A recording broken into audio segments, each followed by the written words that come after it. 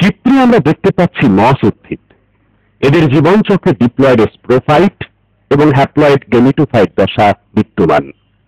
গেমিটোফাইট জন্মায় মাটিতে আর স্পোরোফাইট জন্মায় গেমিটোফাইটের উপর। স্পোরোফাইট দশার ক্যাপসিউলের মধ্যে মায়োসিস প্রক্রিয়ায় স্পোর উৎপন্ন হয়।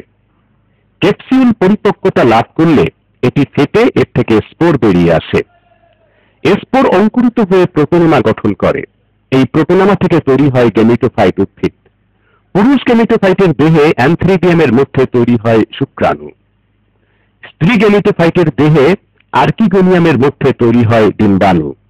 অ্যান্থ্রিডিয়াম থেকে নির্গত শুক্রাণু শিশির বা বৃষ্টির পানিতে সাঁতরিয়ে আর্কিগোনিয়ামে পৌঁছে নিষেক্রিয়া সম্পন্ন করে। ফলে তৈরি হয় জাইগোট। জাইগোট মাইটোসিস প্রক্রিয়ায় বিভাজিত হয়ে নতুন স্পোরোফাইটিক দশা উৎপন্ন করে।